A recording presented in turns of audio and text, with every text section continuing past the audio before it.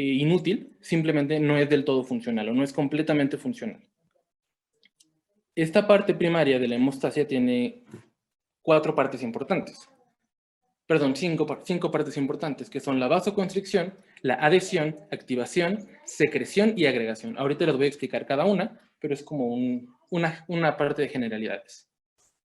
En la parte de hemostasia secundaria,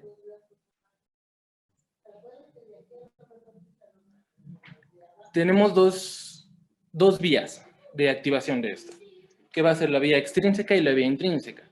Hay varias diferencias, como los factores en los que actúan en cada una. Ahorita lo vamos a ver. Pero lo importante es que, por ejemplo, en la vía extrínseca, o a grandes rasgos, la vía extrínseca tiene una activación rápida de 15 segundos prácticamente, y la vía intrínseca tiene una activación más lenta que tiende a ser de 1 a 6 minutos en circunstancias normales. Algo muy importante en esta parte de la cascada de coagulación es que se van a formar 10 asas o tenasas, que son complejos para la activación de la protrombinasa. Ahorita lo van a explicar, pero solo para que sepan. ¿Y cómo vamos a medir la vía extrínseca? Por medio del TP o tiempo de protrombina y el INR. Y una vía intrínseca la vamos a medir por medio del TTPA o tiempo de tromboplastina parcial activado. ¿Hasta aquí alguna duda? ¿No? Bueno. Ahora sí, en esta parte nos vamos a poner un poquito, bueno, muy moleculares, como diría mi profe de inmuno. Y tenemos las fases de la hemostasia primaria. ¿Se ve el cursor? ¿Pregunta? Sí, amigo, se ve. Sí.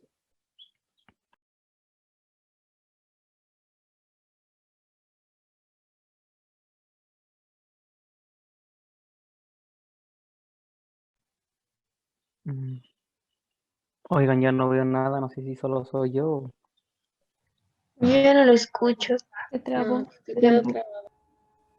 Creo que se trabó. Creo. Oye, Alex, ¿nos escuchas? Ya no te escuchamos. Creo que sí se congeló su internet. Hola. ¿Ya? Ya, amigo. Ya, Alex. Madres. Bueno, si se traba otra vez me dicen porfa, ¿no? Porque ya no sé. Entonces, les decía, tenemos que hay una lesión, una integridad, perdón, un compromiso de la integridad vascular, y esto nos va a generar una apertura. Esta apertura, al detectarse esta apertura en el vaso sanguíneo, se va a dar una vasoconstricción. Esta vasoconstricción va a ser mediada por tromboxano A2, el sistema adrenalina-noradrenalina y la endotelina. Estos van a actuar van a ser los vasoconstrictores iniciales y van a actuar a una forma contraria a lo que haría el óxido nítrico, que es el más potente, al menos dentro del cuerpo, el más potente vasodilatador. Esta vasoconstricción no es únicamente dentro del vaso.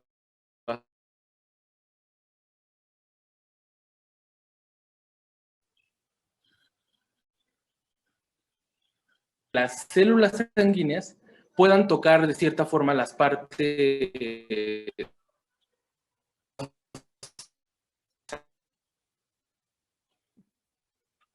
plaquetas para formar un tapón plaquetario. Ya teniendo una vasoconstricción, pasamos a la segunda fase, que es la adhesión. Y aquí vamos a formar el tapón plaquetario como tal.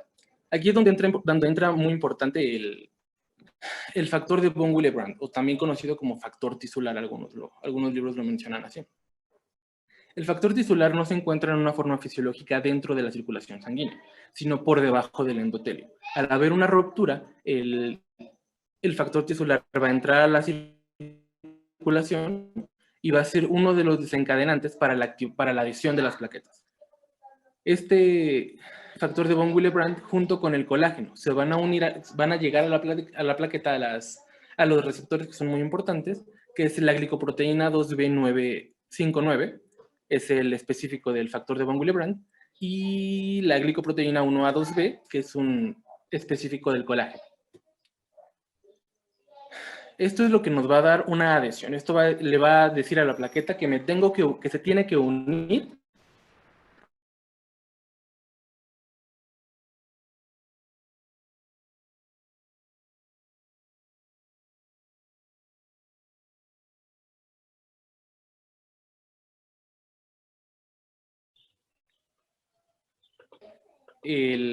la glicoproteína o el receptor importante para la activación de la plaqueta.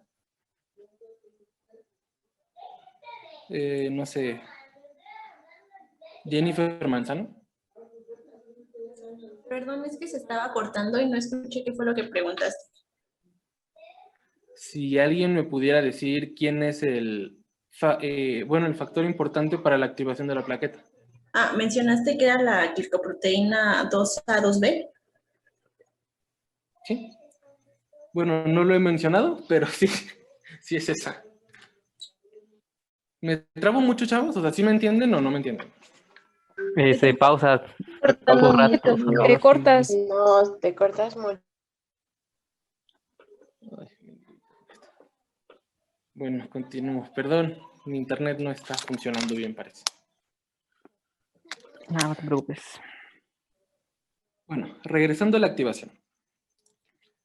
Al ya haberse adherido la plaqueta a la pared vascular, o sea, a la fisura como tal, se van a desencadenar varias cosas. En este caso sería esto que sería la fosfolipasa C, que va a actuar de segundo mensajero un trifosfato de inositol o IP3 para hacer la liberación o segregación de estos gránulos que contienen fibrinógeno y tromboplastina, principalmente. Y otra cosa importante es que ese mismo segundo mensajero nos va a liberar esta proteína, que es la glicoproteína 2B, 2A, que es, al esto manifestarse dentro de la membrana plaquetaria, es lo que nos va a decir que ya se encuentra una plaqueta activa. ¿Qué es una plaqueta activa? Como pueden ver aquí, esto es una plaqueta redondita, bonita, por decirlo así. Al momento de activarse, esta plaqueta va a sacar bracitos, así como para agarrarse de todos lados. Y esto es como tal la activación. Al ya haber una activación, va a haber también una movilización de adenilato ciclasa que nos va a liberar ADP y esto nos va a dar una liberación del tromboxano A2. El tromboxano A2, como dije, es un vasoconstrictor, pero también es un segundo mensajero o un mensajero para las plaquetas que digan, vengan, o sea, es un reclutador como tal. Y por último tenemos la agregación. Como les digo, aquí la plaqueta está bonita, se activa cuando se moviliza o cuando se expresa en la membrana la glicoproteína 2B2A y va a sacar sus bracitos. Estos bracitos se van a agarrar a otras plaquetas cuando el tromboxano A2 las llame. Y esto es lo que va a hacer como tal la agregación. Al momento de agregarse muchas plaquetas, nos va a generar el trombo blanco. Ahora, para esto, hay un videito acá. A ver si...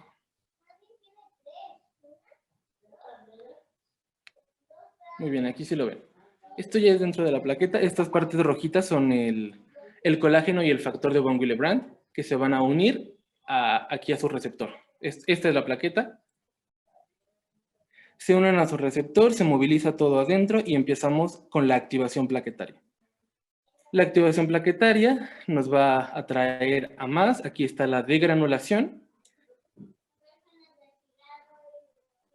Se une a su receptor, que esta es la glicoproteína 2B2A, y como ven, se une a la otra plaqueta. Y entonces empezamos con más degranulación y más degranulación, lo que nos va a hacer llamado de más plaquetas y más plaquetas y más plaquetas. Pero únicamente en esta parte solamente hay células, no se ha involucrado ningún factor de coagulación.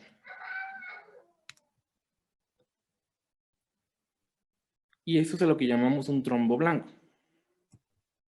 Bueno, esto es parte de la hemostasia secundaria, pero se los va a hablar mi compañero. Ok, ahora como tal vamos a tener pues la cascada de la coagulación. Aquí pues podemos verla, es pues la que se usaba anteriormente, pero todavía la seguimos usando en los laboratorios. Ahorita les explicaré un poquito el porqué. Bueno, vamos a comenzar. En la cascada clásica tenemos el factor 12 que va a activar al factor 11, que va a activar al factor 9, que va a afectar al factor 8, que después al 10 y así sucesivamente. Esto es un poquito, pues, engorroso si lo vemos de esta forma. Así que, bueno, yo lo preferiría de esa forma. Me voy a saltar directamente a la forma celular, que se supone que esa es la nueva cascada de coagulación, que como tal se rige bajo la teoría celular y es un poquito más estética. Bueno, al menos a mí me gusta un poco más. Así que la siguiente. Ahorita nos vamos a regresar a esa, nada más para hacer algunas aclaraciones. Así que ustedes tranquilos. Vamos a comenzar. Vamos a tener que primero se debe presentar daño endotelial. ¿Esto qué me va a producir? Pues que las células endoteliales comienzan una producción de diferentes moléculas, las cuales son el tromboxano A2, también puede, bueno, pues aquí el que nos importa es el factor de coagulación número 2, o también conocido como factor tisular, como bien se los había explicado en mi compañero en un principio. Ok, entonces tenemos que se va a expresar el factor tisular en la membrana endotelial, que pues esta está formada de fosfolípidos. Entonces, esta ya se está expresando y va a venir el factor 7. El factor 7 se va a unir a este. Y pues, bueno, más bien el factor 7 va a ser activado por el factor tisular y se va a terminar uniendo a él. Y va a terminar formando un complejo que se le dice que es diezasa. Pero pues realmente la mayor parte de todos van a terminar con este nombre de diezasa. Así que pues vamos a solamente dejarlo como el complejo del factor tisular. Nosotros sabemos que es un el 7, así que para términos prácticos vamos a manejarlo de esta forma. Ahora bien, el complejo del factor tisular se va a unir al 10 y lo va a activar. Y el 10 se va a unir al 5 activado. Esto me va a formar un complejo. Este complejo se va a llamar trombo... se me fue el nombre. Protrombinasa. ¿Mande? Protrombinasa. Muchas gracias, sí. Se va a formar la protrombinasa. Esta tiene un factor muy, muy importante, ya que va a activar a la protrombina, que también debemos de recordar que es el factor 2. Y esta, a su vez, después nos va a formar trombina. Algo que no les dije es que mientras se está sucediendo todo esto, también el factor tisular está estimulando al factor 9, haciendo que este se active. Algo a recalcar en esta parte es que pues va a terminar afectando también una parte el inhibidor del factor tisular, porque ya lo están viendo, el producto final es la trombina, pero esta trombina no puede ser producida en grandes cantidades, porque si no, pues no tendría sentido la cascada de la coagulación, aparte de que no habría algo que lo estuviera controlando. Entonces, aquí es donde interviene el inhibidor. El inhibidor lo que va a terminar formando es que no se produzca tanta trombina, y esta, pues en un futuro se va a producir más, pero por otros mecanismos. La siguiente oración.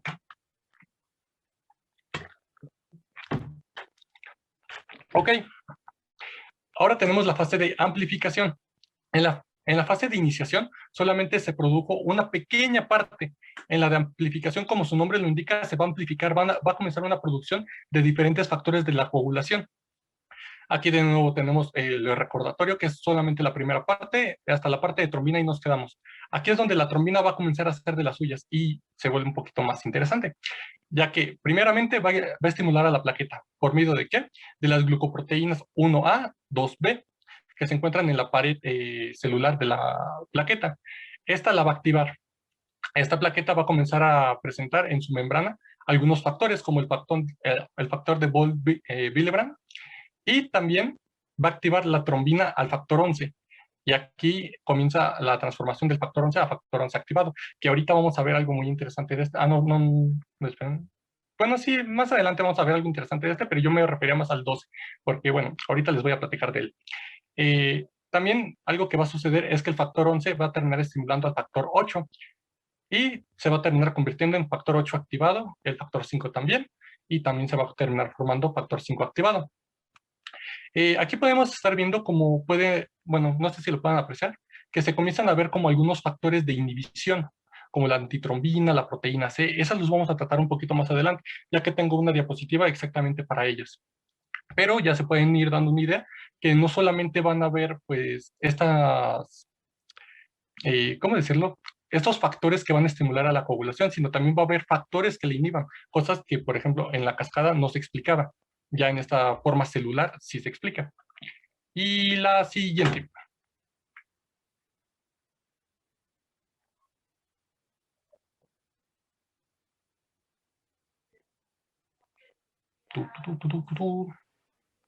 Ah, ya. Bueno, también les quería pedir una disculpa por la marca de agua, pero soy pobre y pues, de familia numerosa, así que fue lo mejorcito que les pude traer. Pero ya.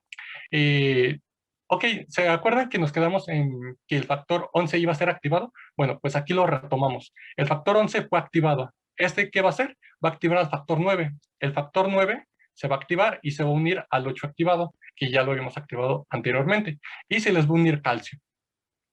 Este complejo es muy importante, ya que, bueno, eso lo vamos a ver un poquito más adelante cuando veamos hemofilias, pero es muy importante ya que, se recordarán, anteriormente habíamos dicho que se producía muy poca trombina, pues esto es lo que mantiene toda la cascada de la coagulación actualizada, el factor 8 y el factor 9.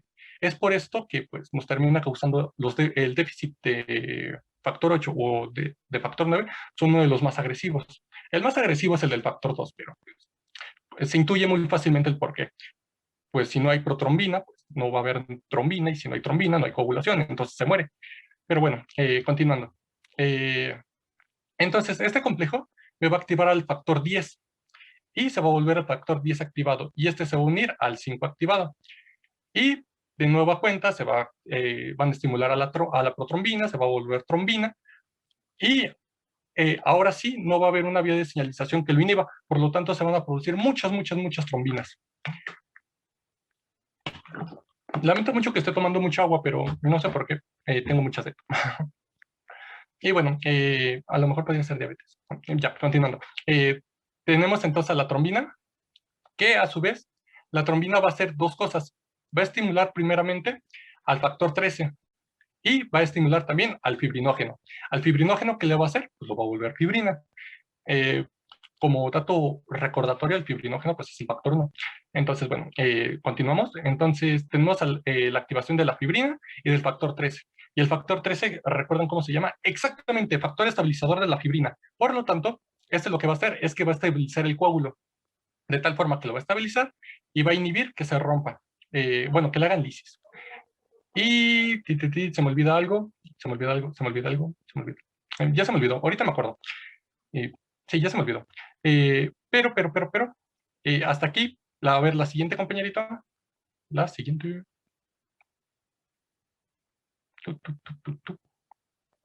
Ok, ya. Aquí pasaremos a los inhibidores de la coagulación. Entonces, antes de pasar a esta parte, ¿tienen alguna duda sobre todo lo anterior que les he dicho? A lo mejor alguna inquietud, a lo mejor y ustedes me dicen que se me acaba de olvidar. ¿Alguien? ¿Alguna duda? No. No, amigo. Uy. Todo ¿Ah? bien. Ay, se escucha cortado. ¿Mande?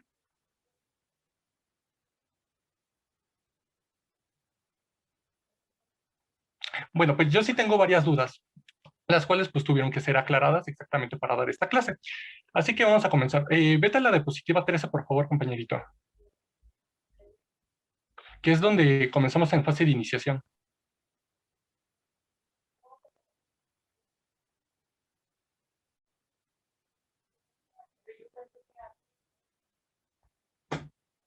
Ay, Dios. No, está bajito. Esa, la 3. Ahí.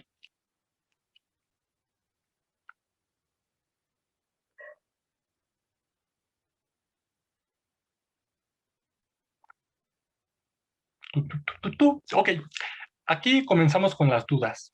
Jesús, ¿cómo es posible de que me digas que la célula endotelial, si su membrana es de fosfolípidos y tiene una carga negativa, se va a unir a un factor que también tiene carga negativa? Y es cuando yo les digo, oh, tienen razón, ¿cómo se pueden unir? Pero la respuesta es más sencilla de lo que parece. Solamente necesito un puente. ¿Cuál va a ser ese puente?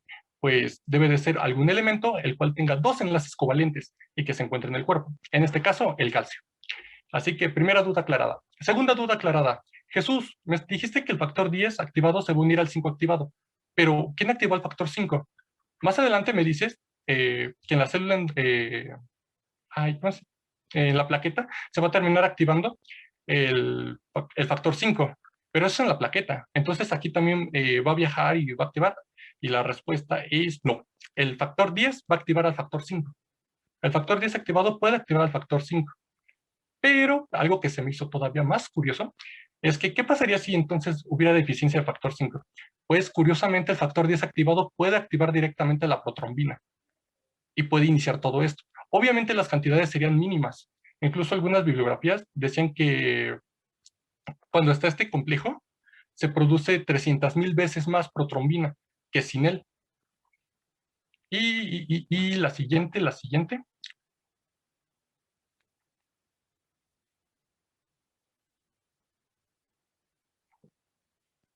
Ya me acordé. Aquí. La trombina va a terminar estimulando al fibrinógeno y el fibrinógeno se va a volver fibrina. Y esta a su vez se va a terminar uniendo y gracias a la acción de la trombina por enlaces covalentes. De esta forma, pues se le va a dar más fuerza al coágulo. Ya, no, perdón, por el factor 3. El factor 13 va a ser el que lo haga. Como es el estabilizador de la fibrina, lo que va a terminar haciendo es este mecanismo en donde se van a formar enlaces covalentes para la formación de coágulo, de tal forma que pues evita la lisis. Solamente me faltaba hacer el hincapié de los enlaces covalentes. Ya. La siguiente. Y ahora tenemos la inhibición de la coagulación, que pues varias de esas ya las estuvimos viendo, pero pues a mí me gustaría profundizar más que nada en la proteína C y la proteína S, así como en el sistema fibrinolítico. Vamos a comenzar con la proteína C. La proteína C, algo muy curioso que va a tener es que va a inhibir 2 vías, pero no solamente va a pues, inhibir estas 2, sino que va a tener un efecto directo sobre 3 factores, los cuales son el 5, el 10 y el 8, dejando pues a un ladito el 9, como le hicieron un poquito el feo, pero también la bibliografía marca que es el 2, pero el 2 pues lo sacamos como conclusión. Si no se puede ir por una vía ni por otra, pues el 2 tampoco se va a formar. Entonces, indirectamente está afectando también al 2. Algo que antes, bueno, ahí recapitulando, el factor 5, algo muy curioso, es que no va a tener esta inhibición de la proteína C, a menos de que sea producida ¿cómo se llama? La trombina, a menos de que sea producida la trombina por el endotelio. En caso de que sea producida por la plaqueta, no va a servir. Entonces, no va a inhibir si es por parte de la plaqueta, pero sí va a inhibir en caso de que sea producida por el endotelio. Es un factor a tener muy en cuenta. Y después tenemos a la proteína C, que pues antes se creía como que pues no tenía un efecto directo, pero, o sea, es que es cofactor de la proteína C, entonces era como, no, pues siempre van juntas, entonces pues mejor explicamos la proteína C y pues a la S la hacemos a un lado y como que pues a nadie le importa. Pero no, ya después se encontró que sí, efectivamente tenía un factor muy relevante, teniendo inhibición competitiva con el factor 10 y el sistema fibrinolítico. En este va a actuar la enzima se me fue el nombre. Activadora. Bueno, es que solamente me acuerdo de una, que es la urosincinasa, activadora de plasminógeno. Lo tienes abajo. Sí, la urosincinasa, activadora de plasminógeno, y la activadora de plasminógeno normal. Estas dos van a terminar actuando sobre el plasminógeno, y pues se va a terminar formando en plasmina, perdón. Y pues lo que va a terminar haciendo es que se une a la fibrina, destruyen el coágulo y adiós coágulo. Entonces, de esta forma, pues también se da una inhibición. Ahora ya no tanto en alguna de las vías de los factores de coagulación, sino en el coágulo como tal, o sea, en la destrucción ya de este mecanismo. La siguiente. Y bueno, ya continuando con, entrando en tema, es el síndrome hemorragíparo. ¿Le puedes dar la siguiente, por favor? Que como ya nos los dijeron nuestros dos compañeros, esta va a ser una entidad clínica que se va a manifestar debido a estas alteraciones en la coagulabilidad. encontramos a ciertos, como los son hereditarios, congénitos, congénitos, adquiridos, también mórbidos o constitucionales, y que estos se van a manifestar o se van a representar como una extravasación. Entonces los vamos a clasificar tanto de origen vascular o vasogénico y de origen hematógeno o sanguíneo. Pero también encontramos otra clasificación que es la que vamos a utilizar más ahorita en la presentación, como son los síndromes purpúricos, que estos van a ver alteración en las plaquetas, pero no va a haber alteración de la coagulabilidad, los síndromes hemofílicos y los síndromes por hipoproteinemia. La siguiente, por favor.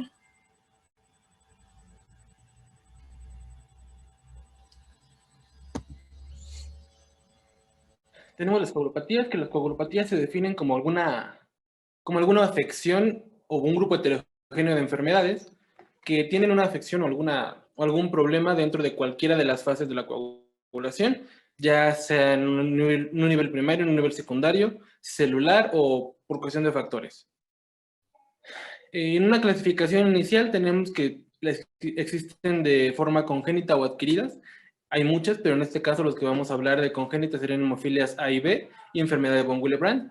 Y en adquiridas como deficiencia de vitamina K, coagulación intravascular diseminada y hepatopatía crónica. Esta tabla nos indica o nos dice que también dentro de las coagulopatías están lo que son las vasculitis, tanto de tipo, las púrpuras, tanto de tipo plaquetarias como vasculares, pero también nos incluye las hemofilias, la enfermedad de von Willebrand, que son las que vamos a hablar. Púrpuras ya no vamos a hablar y vasculitis tampoco porque son temas que ya se vieron.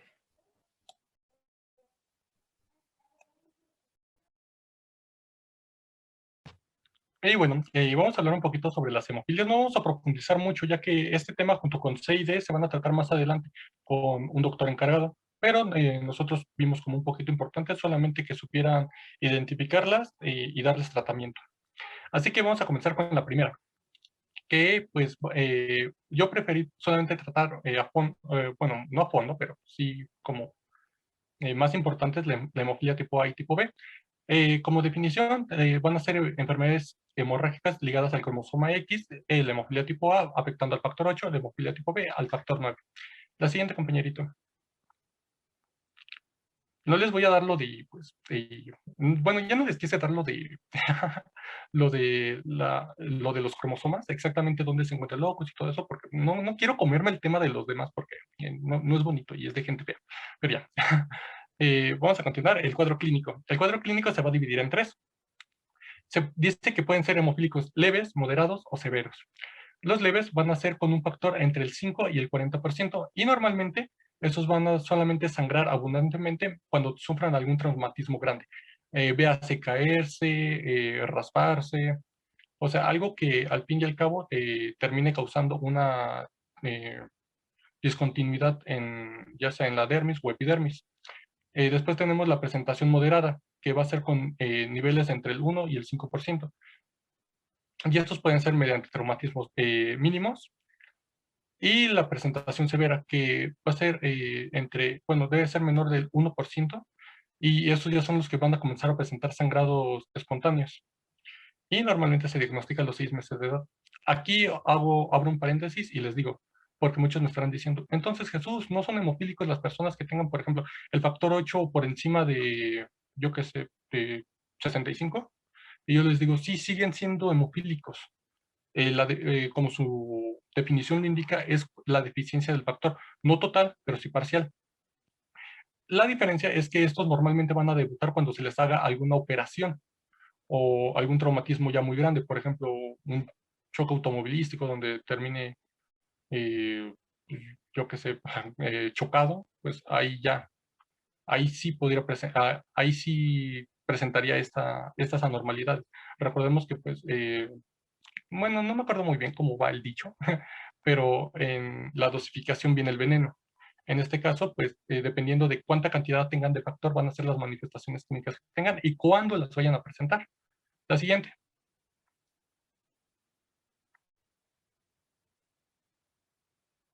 Tenemos ahora el cuadro clínico, manifestaciones hemorrágicas. Incluso esta se maneja como si fuera una complicación de la misma hemofilia, que es la hemartrosis, sangre dentro de las articulaciones, y esto va a ser sobre todo en rodilla, codo, tobillos y hombros. Es la más frecuente, como les digo, es del 65 al 90%, así que si tiene un paciente hemofilia tipo leve, lo más seguro es que sí la va a terminar presentando, ya ni se diga de la grave, lo más seguro es que sí. Después tenemos los hematomas musculares, que es la que le sigue, y normalmente estos van a terminar produciendo atrofia muscular. Y por último, las hemorragias intracraneales, que son las un poquito más extrañas. Y pues son bueno, no es la complicación, bueno, sí es la complicación más fuerte que podrían llegar a presentar, aunque no es tan común. La siguiente.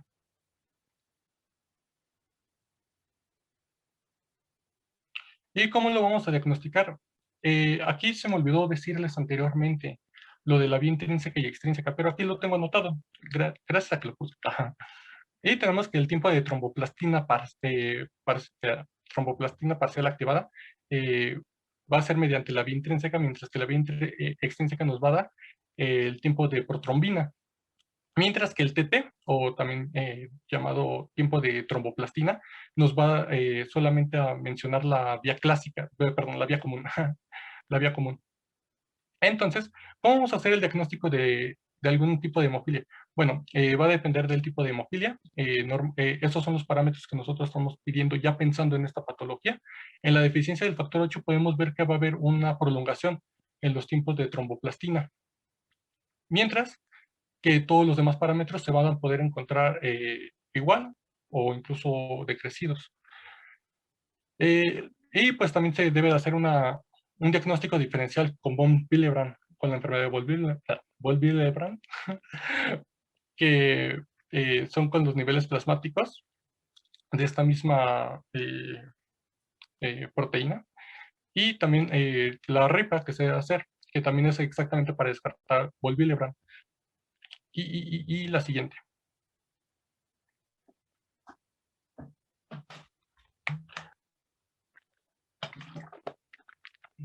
Aquí me da un montón de risa, porque el tratamiento se va a dividir en dos. El que se podría decir que es de primera línea y el que no va a ser transfusional. ¿Por qué digo que debe ser de primera línea? Porque realmente está indicado para tanto pacientes que tengan hemofilia grave, leve, moderada, e incluso aquellos que sufrieron alguna operación mayor o se encuentran muy graves. Entonces, si les hace falta factor 8, ¿qué les doy? Concentrados de factor 8. Si les hace falta factor 9, ¿qué les doy? Concentrados de factor 9. Esto va a depender de qué tipo de hemofilia tengan. Pero ahora va la parte que me dio risa. Exactamente, también se puede utilizar algún otro tipo de tratamiento como el DDABP, que este es muy gracioso porque no está indicado ni siquiera para los pacientes que tengan déficit de factor 9, solamente para los que tengan déficit de factor 8. Y es porque lo que va a hacer es liberarlo. O sea, lo poquito que ya tenían guardado, lo va a liberar. Y de esa forma, pues, es como un mecanismo compensatorio. Incluso la literatura, bueno, en este caso el Harrison, lo marca como una elevación transitoria. Y es por eso, porque simplemente estás liberando lo poquito que ya tenía. En analgesia, pues, se les debe dar paracetamol. En caso de que pues, les duele algo, les debemos de dar este fármaco, porque debemos de evitar totalmente los AINES. Esto por su efecto antiagregante. El tromboxano A2 se inhibe. Y, pues, por último, tenemos algo que también se me hizo un poquito fundamental tratarla, que pues como les había dicho, es una de las complicaciones más fuertes la sangre dentro de las articulaciones de estos pacientes. Entonces se les va a tener que dar tratamiento rehabilitativo. Bueno, se les va a tener que rehabilitar en este apartado para que pues puedan tener una vida un poquito digna. La siguiente. También me encontré con este cuadrito, no se los voy a leer porque es muchísimo, y algunos de ellos los vamos a tratar más adelante, así que simplemente se los pongo para que lo tengan a consideración. En esto podemos ver el factor que el factor que tiene decadencia y los laboratorios que pediríamos, cómo los encontraríamos y el tratamiento que le daríamos a cada uno. La siguiente. Pero algo que sí les quiero hablar es de las coagulopatías. Hay algunas que solamente quise marcarlas un poquito, como el déficit de factor 11, que es la cuarta, coagulopatía congénita, pues, en cuanto a la frecuencia. Y esta normalmente se va a caracterizar por sangrado de mucosas y también en las mujeres por metrorragia. Esta normalmente, más bien, el tratamiento que se debe dar es plasma fresco-frío. Y pues solamente como tenerlo a consideración, no quise profundizar ya mucho en él. También tenemos el déficit de factor 2, que normalmente va a sangrar después de maniobras invasivas, ya sea una cirugía, una laparoscopía. Y y eso era lo que les mencionaba. Si hay una deficiencia completa de este factor, pues es incompatible directamente con la vida. No hay, protrombina y tampoco hay trombina, y pues si no hay trombina, no hay coágulo. Si no hay coágulo, pues se muere. Y bueno, el déficit de factor 5, 7 y 10, pues va a ser muy similar al factor 2, solamente sangrando cuando se haga una operación mayor.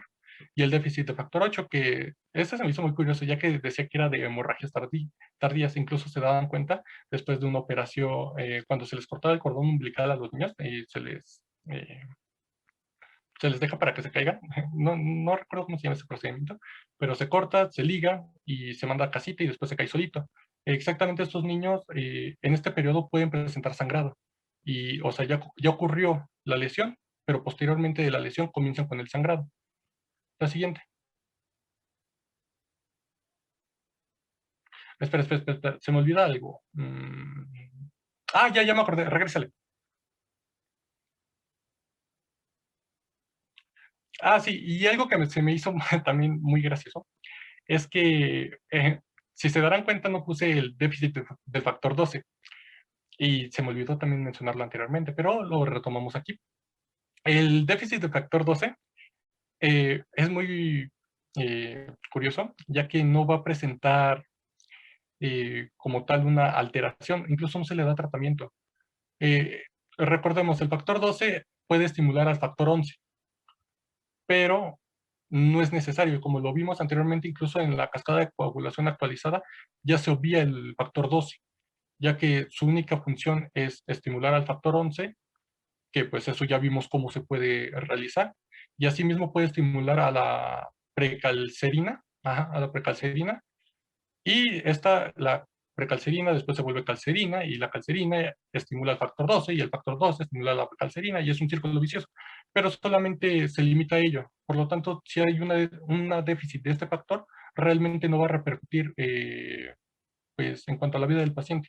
¿Se puede diagnosticar? Sí, pero pues no tiene caso, ya que incluso ni siquiera tiene tratamiento. La siguiente, ahora sí.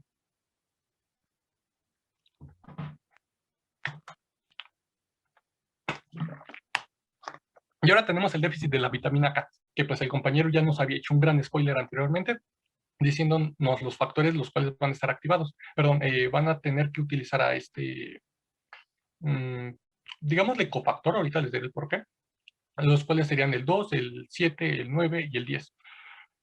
Y también algo que se me olvidó mencionarles es que la proteína C va a estar activado tanto por la trombina como por la vitamina K. Ahora sí, la siguiente.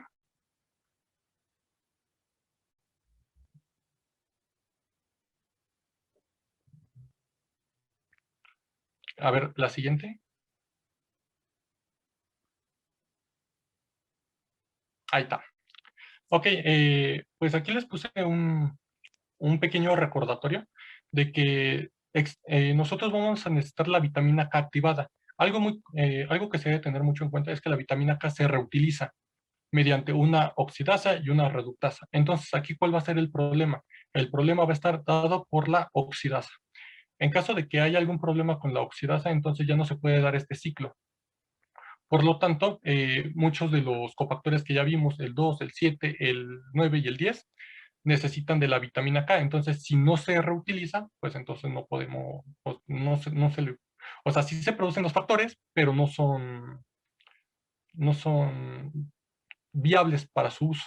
Sí están, pero no sirven. Ahora sí, la anterior.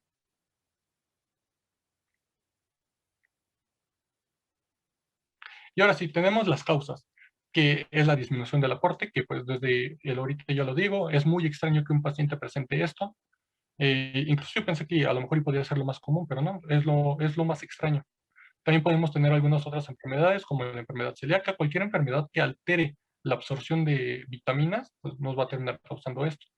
También tenemos la enfermedad hemorrágica neonatal, que esta, pues algo a tener muy en cuenta, o sea, no la vamos a tratar porque pues no es el tema del, pues, en el que nos debemos de basar, pero sí solamente como para tenerlo en cuenta, esta enfermedad se va a dividir en 2 estadios, las cuales es la enfermedad temprana y la enfermedad tardía. La enfermedad temprana se va a presentar a las 24 horas y se va a manifestar como, pues si hay déficit de vitamina K, pues van a ser las manifestaciones clínicas, que son hemorragias. Y tenemos a la tardía, la cual se puede presentar hasta 32 horas después. Entonces, solamente como para tenerlo un poquito en cuenta. Y después tenemos a los fármacos anticoagulantes orales, los cuales, pues, exactamente en la imagen anterior que les había mostrado, tenemos a la warfarina sódica, la cual, pues, es uno de los más importantes. Y bueno, entonces ahora ustedes me dirán, pero Jesús, entonces, ¿cuál es la causa más importante? Y aquí yo les digo, es una conjunción de dos. Es la conjunción de los fármacos anticoagulantes con una mala dieta. Como les dije, que solamente sea la disminución del aporte es muy extraño. Pero si tienes una disminución del aporte más que estás abusando de fármacos anticoagulantes, e inclusive el Harrison lo marca, que los antibióticos también van a tener inhibición de la vitamina K, entonces ahí ya sí comenzaríamos a presentar esta anomalía. Ahora sí, la siguiente y la siguiente.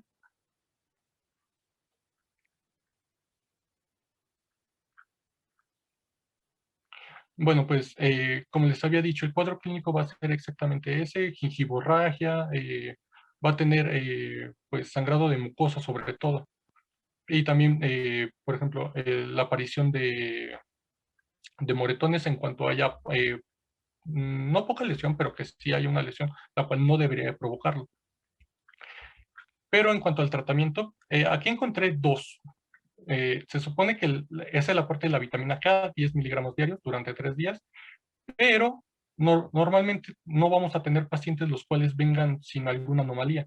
Normalmente ya tenemos algún paciente que, por ejemplo, yo que sé, tenga una faringitis, que también que necesita fuerzas la warfarina. Entonces, ¿aquí nosotros qué hacemos? Bueno, se dice que nosotros, aparte de seguir este tratamiento que les estoy mencionando, debemos de dar dosis bajas de vitamina K, 1 miligramo día, vía oral.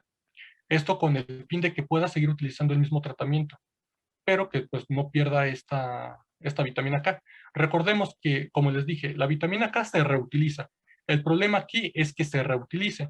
Entonces, si solamente aumentamos las dosis que tiene, entonces no debería haber algún problema. Esa vitamina K que ya usó, se desecha, pero la vitamina K vuelve a entrar. Entonces, pues ahí estaría como una pequeña trampa que se hace hacia el sistema. Y después tendremos también que puede estar indicado en caso de que ya sea muy grave y que haya recibido algún trauma, pues el plasma fresco. O también puede usarse concentrado del complejo protrombínico activado. Esto pues con el fin de que, pues si ya comenzamos a ver que tiene alteraciones las cuales pues no vamos a poder solapar con la vitamina K, ya que están muy avanzadas, pues podemos utilizar esto también. Y ya, la siguiente.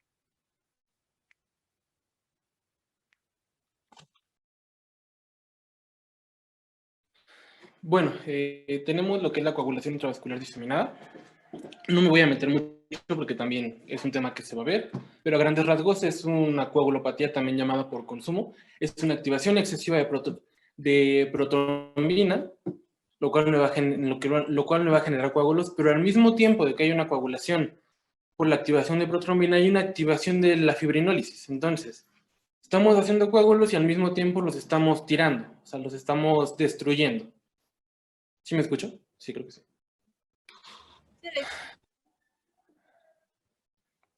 Y bueno, en general, la etiología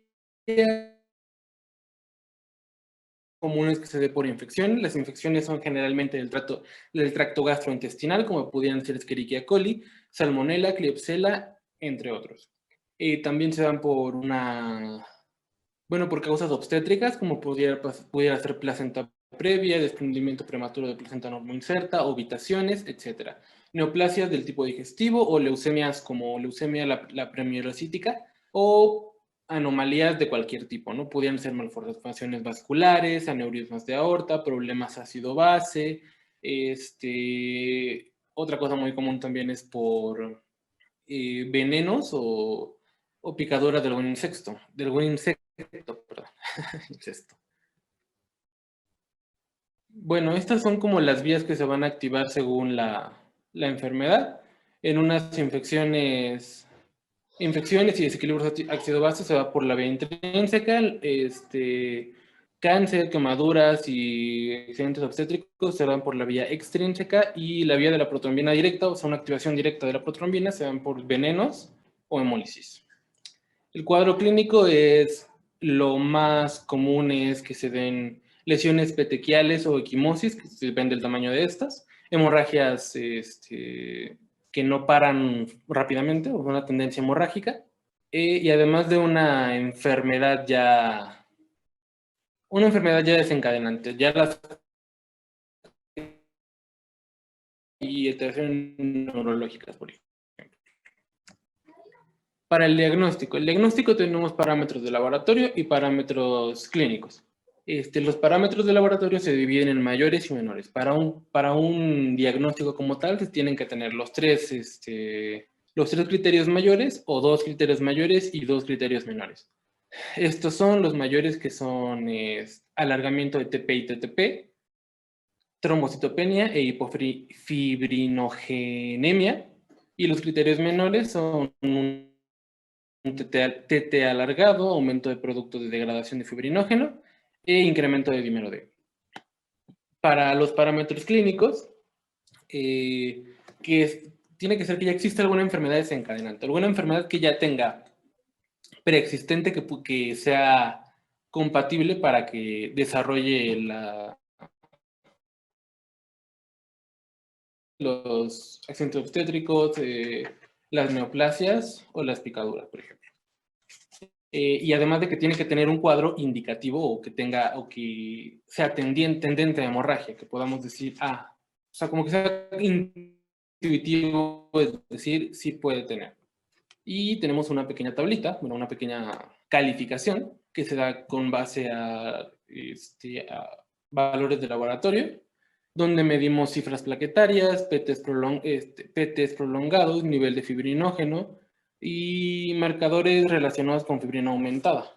Depende de los valores, nos van a dar alguna calificación, y ya sean 0, 1 o 2 puntos. Y tenemos que si tiene una puntuación mayor a 5, es compatible con una coagulación intravascular evidente, pero se tiene que repetir todos los días.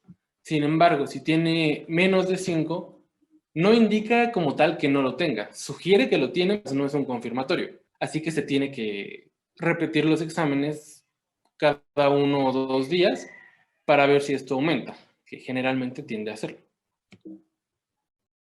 Para el tratamiento, lo más común es que se dé anticoagulantes generales como heparina junto con cantidades grandes de plasma fresco. Se dice que las cantidades de plasma fresco, o bueno, las dosis de plasma fresco son de 20 mililitros por kilogramo. Entonces, una persona normal de 80 kilos estaría ocupando bueno, muchos mililitros.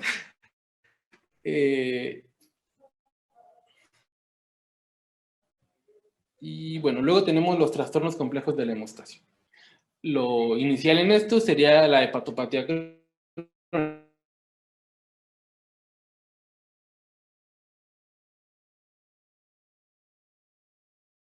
clínico muy extenso y en general es muy extenso. La hepatopatía crónica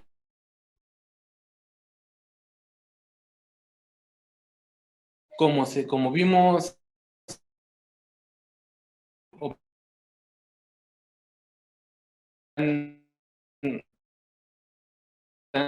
sintetizan en el hepatocito.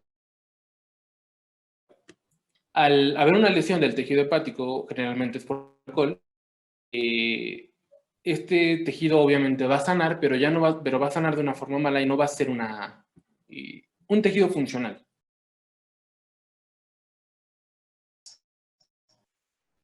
La síntesis de estos factores de coagulación.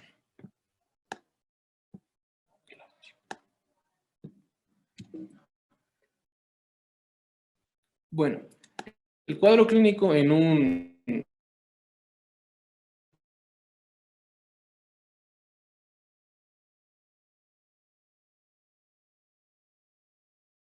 menorragia.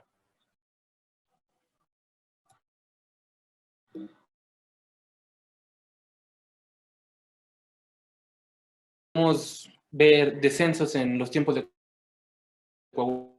Como vimos al inicio también, las mediciones de la vía intrínseca y la vía extrínseca de la coagulación se dan por medio de TP, INR y TTPA. Va a haber una hipofibrinogenemia. ¿Qué me refiero con esto? No se va a sintetizar fibrinógeno de una forma correcta, y el fibrinógeno nos ayuda a, por decirlo así, a amarrar las plaquetas entre sí. Esto es un factor importante para formar un tapón amarillo.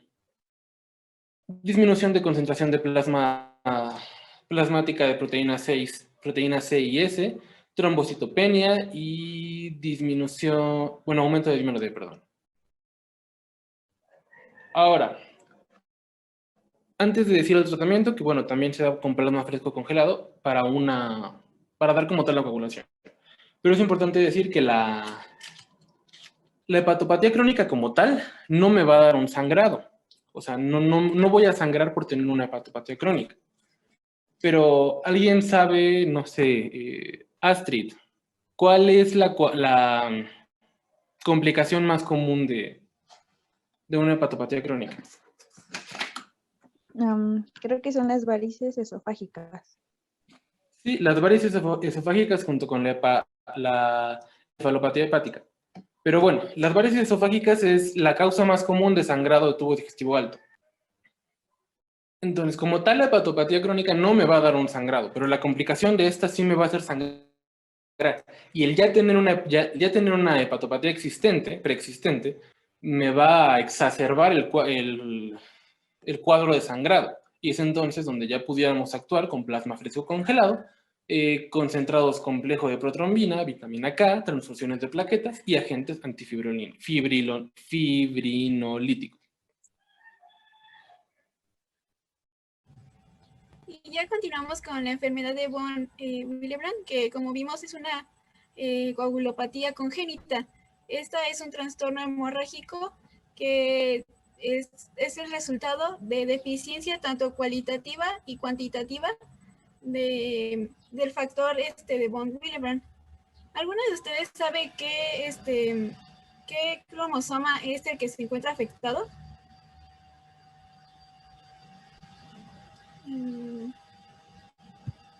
¿Hoshi? ¿Me podrías repetir la pregunta de mí? Es que se cortó un poquito. Sí, Hoshi, claro. Si sabes en qué cromosoma está afectado para la de enfermedad de von Willebrand.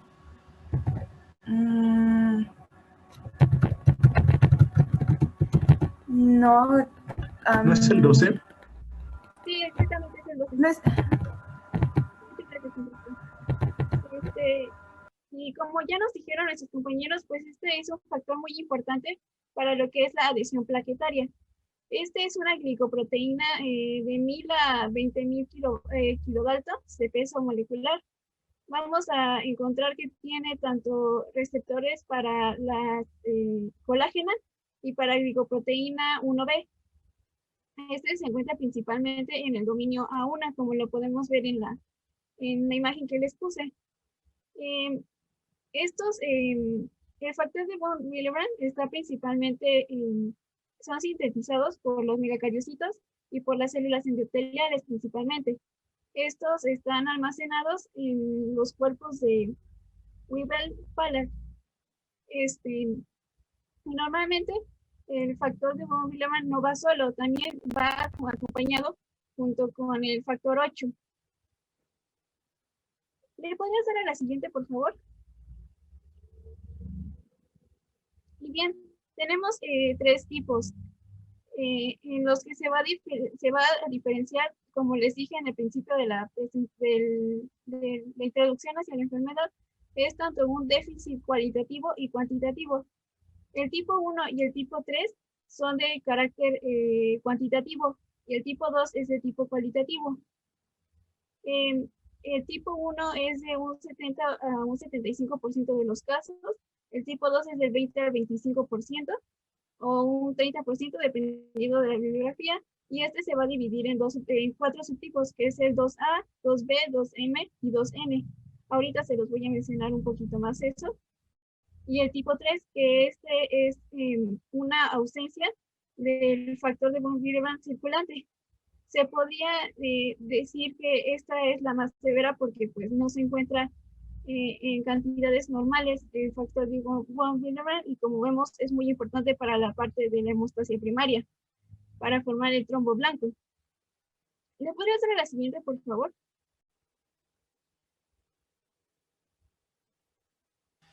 Gracias. Como les dije, el tipo 1 es de tipo cuantitativo y entonces vamos a ver que hay una función normal del factor de von Willebrand, pero hay un déficit del mismo. En el tipo 2, como ya los mencioné, se dividen en cuatro aspectos y es de tipo cualitativo. El tipo 2A es una disminución de la adhesión plaquetaria con déficit de multímeros de alto peso molecular. El 2B es que hay una mayor afinidad del factor de von Willebrand por el receptor de glicoproteína 1B plaquetario. Y el 2M es similar al 2A. Hay una disminución de la adhesión plaquetaria, pero no hay déficit de multímeros. Y en el 2N encontramos que hay una menor afinidad de unión al factor 8. Y en cuanto al tipo 3, como ya les mencioné, es el más severo, que hay una ausencia de la factor de von Willebrand y es de tipo cuantitativo igual. La siguiente, por favor. En cuanto a su cuadro clínico, es muy similar a todas las coagulopatías que hemos visto. Vemos que son de tipo mucocutáneas y se van a presentar principalmente por epistaxis, equimosis, menorragias, metorragias y también por gingivorragias.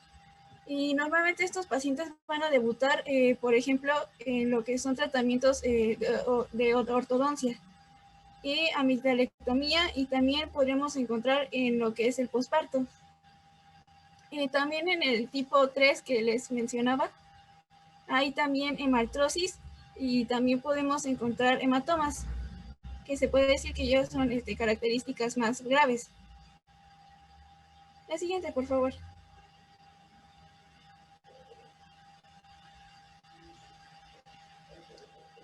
En cuanto a su diagnóstico, pues principalmente es vamos a encontrar un tiempo de hemorragia que se encuentra prolongado, pero nos basaremos en diferentes tipos para el diagnóstico. Principalmente es la determinación de la actividad antigénica del factor de von Willebrand, y como lo dice su nombre, pues aquí vamos a nosotros a determinar la función, si hay una buena función o en cuanto a los más bien es en cuanto a los niveles de los niveles de factor de von Willebrand, y este se dará por inmunoenzimoensayo y inmunoelectroforesis. También encontramos que es la agregación plaquetaria inducida por ristocetina, que esta es un antibiótico que nos va a ayudar a determinar la actividad del factor de von Willebrand. También encontramos tanto la prueba de función al factor 8, como ya les dije, el factor de von Willebrand lleva principalmente o transporta al factor 8. También nos habla de su estructura multimérica, como les mencionaba en la presentación, por electroforesis en gel de agarosa y determinación de unión a colágeno, porque esto nos lo dice en la parte de la adhesión plaquetaria. Necesita de esa unión a colágeno para poder llevar a cabo la hemostasia. La siguiente, por favor. Y en cuanto al tratamiento, pues es corregir estos niveles del factor de von Willebrand y también, por su parte, también el factor 8. Muy importante. Principalmente son por desmopresina, que este va a promover la liberación del factor de von Willebrand y del factor 8 de sus sitios de almacenamiento, como se los dije en los cuerpos de Weevil-Ballard. Esta va a tener una dosis de 0.3 a 0.4 microgramos por kilo, y se va a dar en una solución de 20 a 30 mililitros de solución. Este se puede dar de 12 a 24 horas y también puede ser tanto intravenosa, subcutánea o también nasal. También encontramos los antifibrinolíticos, los sintéticos, como es el ácido epsilon aminocaproico y el ácido tranexámico, que estos también son parte del tratamiento de hemofilia. Estos nos van a ayudar a mejorar lo que es la epistaxis, las gingivorragias, los sangrados gastrointestinales o la amenorragia. Y también encontramos los concentrados de factor de von Willebrand y de factor 8, que es el EMATE P, que esto nos va a ayudar también en esta parte de los concentrados, para ayudar a la parte de los concentrados. La siguiente, por favor. Hasta aquí no existe, bueno, ¿no hay alguna duda? ¿Que quieren que me regrese o algo así? Noemí. Noemí. No, todo bien. Pues, bueno, ya como último, esto lo mencionó nuestro compañero Jesús, la deficiencia del factor 2 o de hipoproteinemia.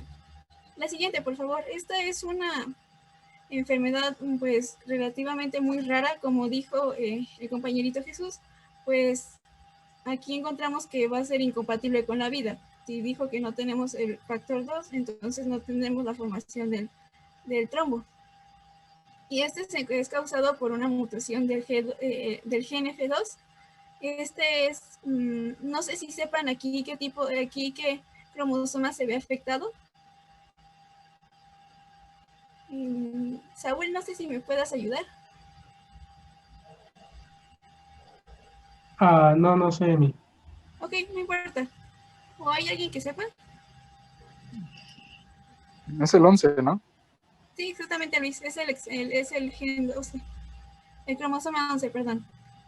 Y este se va a dividir, bueno, es una enfermedad autosómica recesiva y se va a dividir en dos tipos, que es la hipoproteinemia, que vamos a ver niveles bajos de la proteína, o de tipo 2 de la disprotrominemia, que esta va a haber buenos niveles de la proteína, pero no va a haber una buena función de este mismo.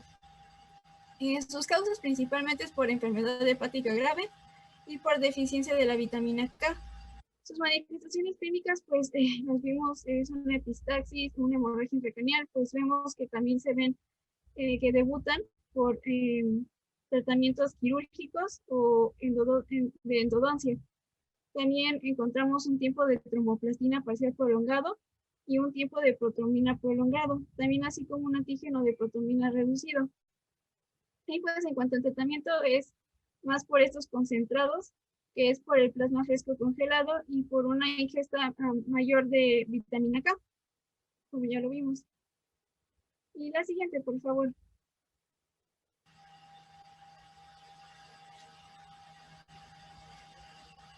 No sé si tengan alguna duda para ya pasar al caso clínico.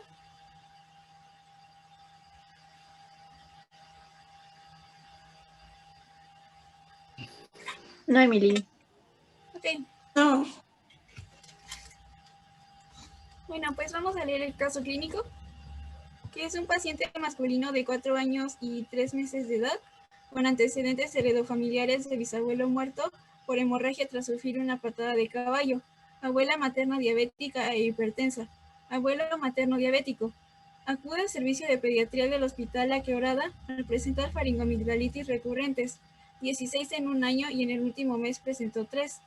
A la exploración se encuentra amigdalitis grado 4, así como presentar adenoiditis, por lo que es referido a otorrinolaringología, siendo que en este servicio es referido a cirugía, por lo que se programa adenoamigdalectomía. Se realizan pruebas rutinarias para alguna intervención quirúrgica, química sanguínea, electrolitos, biometría hemática, presentando un tiempo de protomina parcial activa normal, PT normal y TT normal. Una semana después se realiza la cirugía.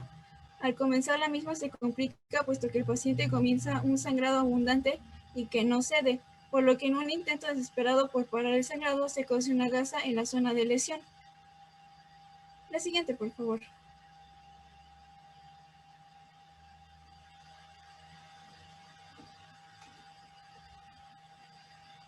Y aquí, ¿cuál es el diagnóstico probable?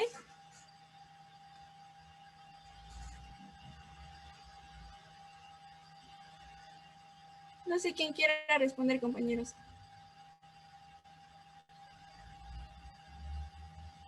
Hemofilia. Sí, muy bien. Es hemofilia. Y pues vemos que como una justificación de la respuesta, pues es una tendencia hemorrágica proporcional al grado de eficiencia del factor hemostático. La siguiente, por favor. Y pues como vimos, el paciente presentó esta hemorragia después de que se intervino quirúrgicamente. Y muy bien, ¿qué cromosoma está asociado a esta enfermedad?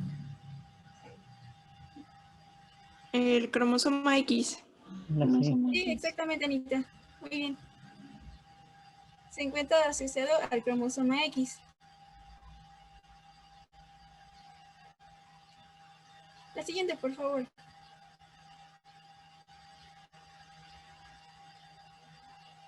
¿Y cuál es el tratamiento de elección en estos pacientes?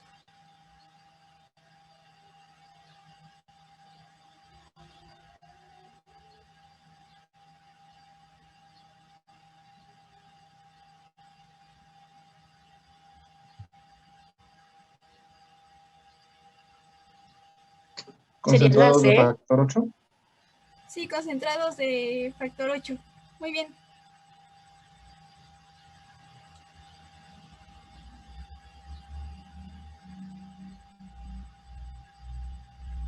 ¿Y cuál es la principal complicación que presenta el tratamiento usado anteriormente? Perdón. Hay una pausa.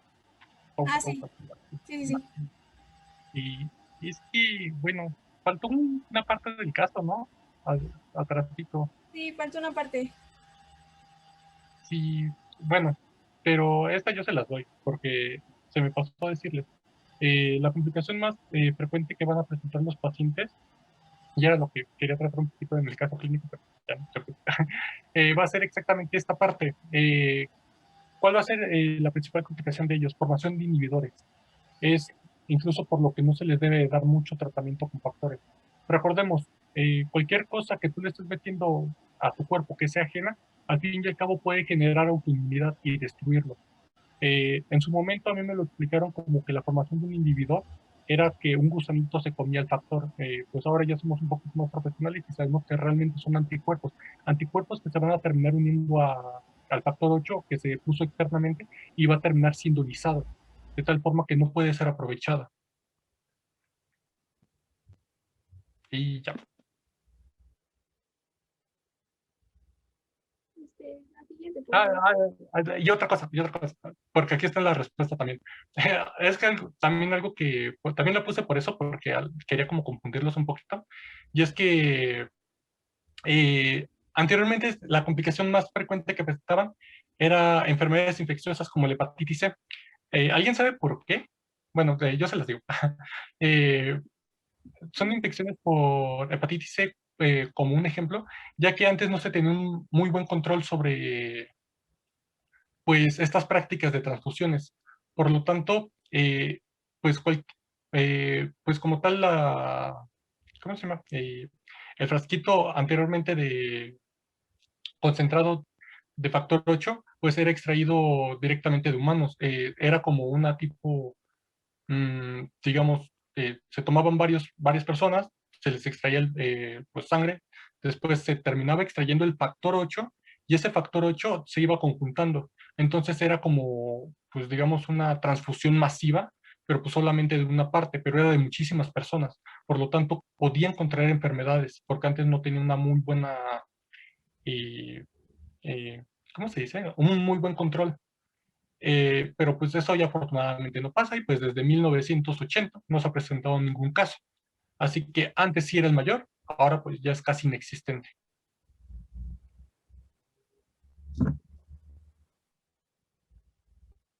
Siguiente, por favor. Gracias.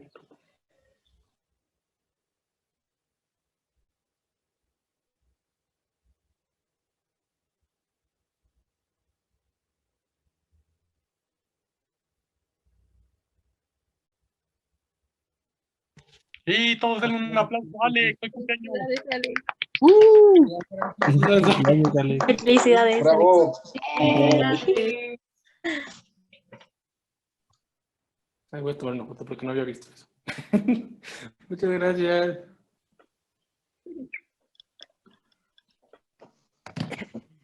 Y bueno, eso sería todo, chicos. Muchas gracias. ¿Alguna duda, alguna aclaración, algún cuestionamiento? ¿Quieren escucharle cómo terminó el caso clínico? Sí. Sí. A ver. Bueno, pues al final fue trasladado a la raza con palidez de documentos, taquicardia y disminución de la temperatura. Se terminó la operación, donde pues no se, pues al final no presentó alguna alteración. El problema es que después fue mandado a su casa después de 2 días de internamiento. Al día siguiente vuelve a regresar con sangrado masivo y se notándose el tiempo de tromboplastina aumentado ligeramente, por lo que se decide hacer factoraje y se encuentra que el factor 8 está al 45%. Por lo tanto, pues se coincide con lo que habíamos revisado en la literatura, que normalmente estos pacientes van a debutar con operaciones grandes. Recordemos que las amígdalas es un tejido muy vascularizado, entonces en este caso fue el primer corte cuando comenzó la hemorragia. Pero pues afortunadamente se le dio tratamiento, estuvo hospitalizado y pues ahora es muy feliz y es un ingeniero nuclear. Bueno, esa última parte quizás no, pero pues, hubiera estado chido. Y pues ya. Muchas gracias, compañerito. Pues bien, fue una plática bastante amplia, otra vez viajando por lo que es la cascada de la coagulación, vía intrínseca, vía extrínseca. De tomar en cuenta este tipo de padecimientos es importante siempre tenerlo en mente. Quizás es de alta especialidad, segundo, tercer nivel, pero cuando ustedes sean médicos generales van a empezar a ver coagulopatías muy simples, muy básicas y muy comunes, como lo es, por ejemplo, lo más común que se ve en un consultorio y que tenemos que pensarlo, pues es las hepatopatías. Acuérdense que al mexicano le encanta mucho el drink, y pues hay mucho paciente hepatópata, mucho paciente con insuficiencia hepática secundaria, enfermedad hepática por alcohol, y siempre debemos tener en cuenta esa situación. ¿Por qué les digo esto? Porque en consultorio ustedes no les mandan tiempos de coagulación, no sospechan en que tenga una coagulopatía de esta naturaleza, y les dan ibuprofeno, y ahorita con la época del COVID, pues les dan cantidades industriales de ácido acetil salicílico, y entonces no se murieron de COVID, pero sí se murieron de coagulopatía por hemorragias masivas. Entonces siempre ténganlo en cuenta en consultorio, aún en primer nivel de atención, se puede dar tratamiento, se puede hacer diagnóstico de este problema. Coagulación intravascular diseminada, ser más difícil verlo en consultorio, pero es muy común verlo dentro del hospital. Es uno de los padecimientos que en salas de urgencias o en cuidados intensivos o salas de cirugía, pues tenemos que sospecharla, y es uno de los padecimientos más comunes que llevan a la muerte al paciente. Una vez que se establece, quizás